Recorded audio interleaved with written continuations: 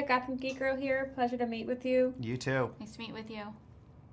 So the series takes a very unique contemporary approach to the private detective story genre. There's a lot of notable like noir influences and a very modern storytelling. Can you tell us about what films and old Hollywood classics might have inspired this creative vision and still paying homage to classic American cinema? I think you're spot on in the way that you describe the show. So that's great to hear. It definitely is a love letter to noir movies of the 1940s and the 50s, while also being something that's radical and fresh and new and modern. There were so many movies that we talked about from the very beginning of the process. Mark Protasevich, who wrote the early scripts and is the creator of the show, is a huge cinephile and has a extensive encyclopedia of favorite films in his head, many of which are on the page. And then, as you see, Fernando Morales, in post-production, decided to add in clips from some of these movies to really infuse it even more so with that old noir feel. We talked about so many movies. For me personally, the movies that resonated are the noir movies that took place in Los Angeles, because I think Los Angeles is such a big character in the show and is such a unique type of noir versus other things. So, I think about a movie like Sunset Boulevard, which isn't exactly a noir in the same way as the Marlowe or Sam Spade movies. But I think the vibe of it is so kind of interesting and vibrant, and the characters are so deep. And then something like Chinatown, LA Confidential, Long Goodbye. There's a lot of there's a lot of them that are in there.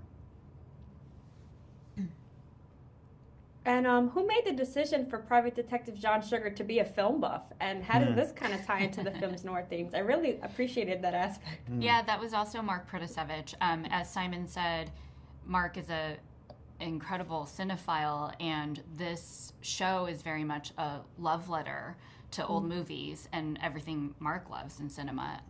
So having John Sugar use movies to explore and understand the world was very much infused in the story from early on. Yeah, the show does a great job of that in every aspect, because you'll see like little clips and flashbacks of like old classic movies. It's done very well. Oh, cool. Thanks. And another thing I noticed, very similar to Dexter, part of the viewing experience is John Sugar's monologues and inner narration. Was this always a part of the script and initial development? No, it wasn't. Sugar always he was writing in a notebook, but in the original scripts and even shooting scripts, we didn't have voiceover. It was something that evolved, much like the interstitial clips from the old noir movies. It was something that evolved in post-production, and it felt really, it's almost like impossible to imagine the show without it. It felt really organic to the series and to John Sugar, partly because he is such a inward character and solitary figure for much of the series, and also because it's something that is just kind of an organic, natural, traditional part of noir movies. That voiceover is a big part of a lot of our favorite detective stories.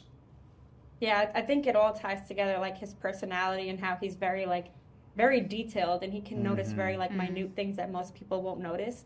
So I kind of like having that inner monologue as well going on, because it all kind of ties it together. Yeah, that's great. Cool. And lastly, what's going to surprise people about the series?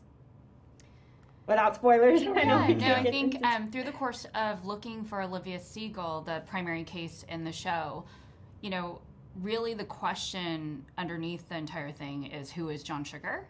And there's a lot of exploration of his past and his demons while he's investigating this family who also has, a whole web of secrets and lies and agendas that they're hiding from Sugar. So I think there's a lot of intrigue and things that audiences can look forward to in that regard.